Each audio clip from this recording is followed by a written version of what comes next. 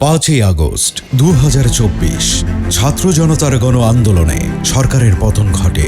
এরপর দেশের জনসাধারণের জানমাল ও সরকারি গুরুত্বপূর্ণ স্থাপনার দায়িত্ব হাতে নেয় বাংলাদেশ সেনাবাহিনী। একটি গণতান্ত্রিক বাংলাদেশ পুনঃস্থাপনের লক্ষ্যে সকল রাজনৈতিক দল, ছাত্র জনতা ও সুশীল সমাজকে নিয়ে একটি নির্দলীয় অন্তর্বর্তীকালীন সরকার স্থাপনের সিদ্ধান্ত নেওয়া হয়।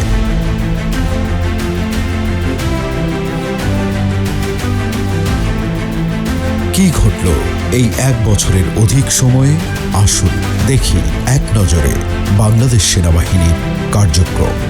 আগস্টের আন্দোলনে বিক্ষুব্ধ জনতা রাজধানী সহ দেশের বিভিন্ন থানায় আগুন ও ভাঙচুর চালায়। ফলে অনেক থানা হয়ে পড়ে সম্পূর্ণ পুলিশ শূন্য। 8 আগস্ট 2024 অন্তর্বর্তীকালীন সরকার দায়িত্ব গ্রহণের পর দেশের মানুষের নিরাপত্তায় 58টি জেলায় স্থাপন করা হয় 290টিরও অধিক সেনা ক্যাম্প। থানার কার্যক্রম পুনরায় সচল করতে ঢাকার 29টি থানাসহ সারা দেশে মোট 417টি থানায় সেনা মোতায়েন করা হয়। সেনাবাহিনীর সহায়তায় ধীরে ধীরে পুনরায় চালু হয় থানা পুলিশের কার্যক্রম। একই সাথে কূটনৈতিক জোনের অন্তর্গত কূটনৈতিক মিশন সমূহের নিরাপত্তা নিশ্চিত করা হয়। সরকার পতনের পর বাংলাদেশ সেনাবাহিনীর সবচেয়ে বড় দায়িত্ব ছিল আইন শৃঙ্খলা পরিস্থিতি স্বাভাবিক করা। সাময়িকভাবে প্রশাসন অচল হয়ে পড়ায় সারা দেশে ঘটে একের পর এক ঘটনা। কারাগার ভেঙে পালানো, থানায় লুটপাট, ডাকাতি, ভাঙচুর আর লাগাতার বিক্ষোভ। সেই সংকটময় মুহূর্তে বাংলাদেশ সেনাবাহিনী এগিয়ে আসে এবং সর্বোচ্চ পেশাদারিত্বের মাধ্যমে পরিস্থিতি নিয়ন্ত্রণে আনে।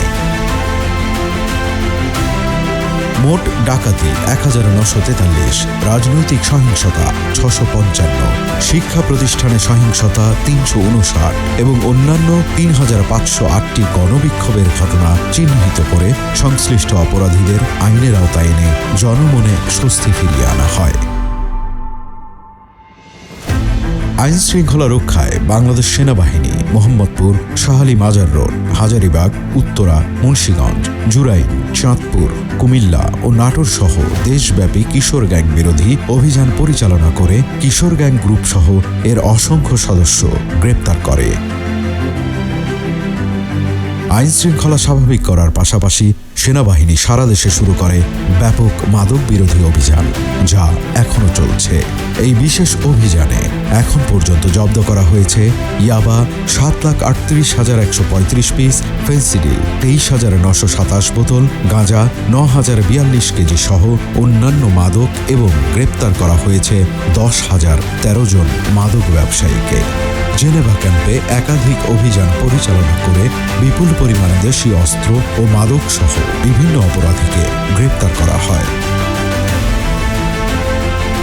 গত এক বছরে অন্যতম গুরুত্বপূর্ণ কাজ ছিল বিভিন্ন থানা থেকে লুট হওয়া অস্ত্র উদ্ধার করা ও অবৈধ অস্ত্রের ব্যবহার রোধ করা। অন্যান্য আইন শৃঙ্খলা বাহিনীর সঙ্গে যৌথ অভিযানে এ পর্যন্ত উদ্ধার করা হয়েছে 9,944টি লুট হওয়া ও অবৈধ অস্ত্র এবং 2,87,794 রাউন্ড গোলাবারুদ। ঈদ উল ফিতর, ঈদ উল আজহা, বিশ্ব ইজতেমা, শারদীয় দুর্গাপূজা, বড়দিন ও বৌদ্ধ পূর্ণিমা সহ ধর্মীয় অনুষ্ঠান শান্তিপূর্ণভাবে পালনের জন্য পর্যাপ্ত নিরাপত্তা নিশ্চিত করা হয়েছে।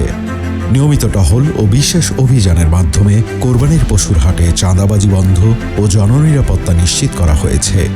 এ সময় চাঁদাবাজি ও অবৈধ স্থাপনা সংক্রান্ত কারণে 72 জনকে গ্রেপ্তার এবং 14,57,430 টাকা জরিমানা করা হয়।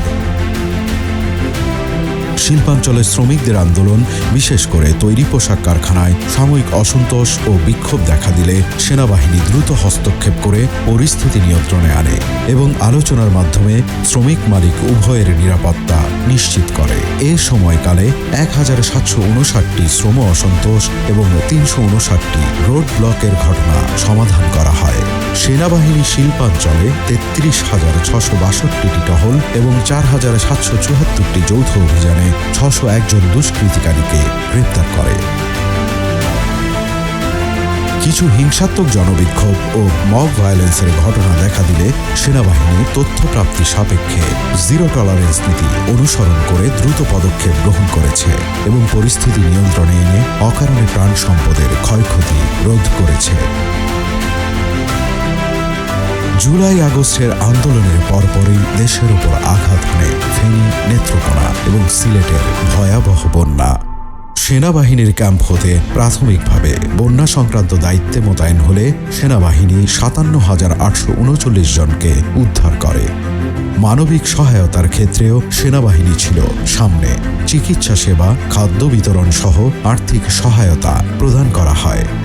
এই সময়ে ৩,২৬,৩৪৩ জনকে ত্রাণ সামগ্রী বিতরণ করা হয়েছে, যার মাধ্যমে ৭,১৬,৬৫৪ প্যাকেট শুকনা খাবার এবং ৩,৪০,৫০১ বোতল পানি, এছাড়া ৩,০১,৭৭০ জনকে চিকিৎসা সেবা প্রদান করা হয়েছে। বন্যা ও প্রাকৃতিক দুর্যোগের পাশাপাশি শীতের তীব্রতায় যখন দেশের অসহায় মানুষের জীবন বিপর্যস্ত হয়ে পড়ে, তখন বাংলাদেশ সেনাবাহিনী আর্তমানবতার সেবায় এগিয়ে আসে। দেশের প্রত্যন্ত অঞ্চলের অসহায় ও দুস্থ মানুষের মাঝে লক্ষাধিক কম্বল ও শীতবস্ত্র বিতরণ করে সাধারণ মানুষের কষ্ট লাঘবে পাশে দাঁড়িয়েছে বাংলাদেশ সেনাবাহিনী। এছাড়াও দেশের বিভিন্ন অঞ্চলে, বিশেষ করে পার্বত্য চট্টগ্রামে সেনাবাহিনী মানুষের পাশে দাঁড়িয়েছে নিরন্তরভাবে। দেশের গণ্ডি পেরিয়ে প্রতিবেশী রাষ্ট্র মিয়ানমারের ভূমিকম্প দুর্গতদের সহায়তাতেও এগিয়ে আসে বাংলাদেশ সেনাবাহিনী। মোট ১২০ টন ত্রাণ সামগ্রী পাঠানো হয় এবং সেনাবাহিনীর মেডিকেল টিম ৮৮৫ জন রোগীকে চিকিৎসা সেবা প্রদান করে, যার মধ্যে ১৭টি জটিল অস্ত্রোপচার অন্তর্ভুক্ত ছিল। মাইলস্টোন স্কুলে বিমান দুর্ঘটনায় সেনাবাহিনী দ্রুত উদ্ধার অভিযান পরিচালনা করে। আহতদের চিকিৎসা নিশ্চিত করা হয় এবং উদ্ধার কাজে ২৯ সেনা সদস্য আহত হলেও পেশাদারিত্ব বজায় রাখে। ১৯ অক্টোবর ২০২৫ তারিখে হজরত শাহজালাল আন্তর্জাতিক বিমানবন্দরের কার্গো ভিলেজে ভয়াবহ অগ্নিকাণ্ডের ঘটনা ঘটলে ফায়ার সার্ভিসের পাশাপাশি সেনাবাহিনী দ্রুত উদ্ধার কাজে অংশ নেয় এবং আহতদের চিকিৎসার জন্য সিএমএইচ ঢাকা থেকে প্রয়োজনীয় অ্যাম্বুলেন্স সহায়তা প্রদান করে। অগ্নি নির্বাপন চলাকালে ১৩ জন ফায়ার ফাইটার ও নিরাপত্তা বাহিনীর সদস্য আহত হলে তাদের জরুরি চিকিৎসার জন্য সিএমএইচে স্থানান্তর করা হয়।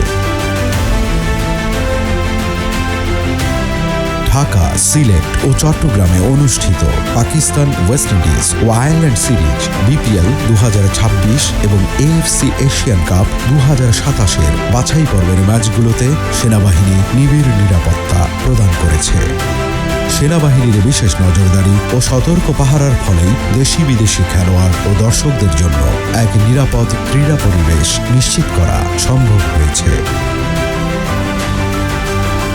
পাশাপাশি সারা বছর ইঞ্জিনিয়ারিং, অবকাঠামো সংস্কার, সড়ক মেরামত ও ট্রাফিক ব্যবস্থাপনায় সক্রিয় ভূমিকা রেখে আধুনিক ও সমৃদ্ধ বাংলাদেশ বিনির্মাণে অবদান রেখে চলেছে বাংলাদেশ সেনাবাহিনী। এই ১ বছরের অধিক সময়ে বাংলাদেশ সেনাবাহিনী দায়িত্ব পালনের পাশাপাশি ফিরিয়ে এনেছে মানুষের আস্থা ও নিরাপত্তার অনুভূতি। জাতীয় সংকটে বাংলাদেশ সেনাবাহিনী আবারও রাষ্ট্রের এক অতন্দ্র রক্ষা কবচ হিসেবে নিজেদের দায়িত্বশীলতার পরিচয় দিয়েছে। সেনাবাহিনীর তৎপরতা প্রমাণ করেছে, যখন দেশ ঐক্যবদ্ধ থাকে তখন কোনো প্রাকৃতিক দুর্যোগ বা সামাজিক অস্থিরতায় বাংলাদেশকে দমাতে পারে না।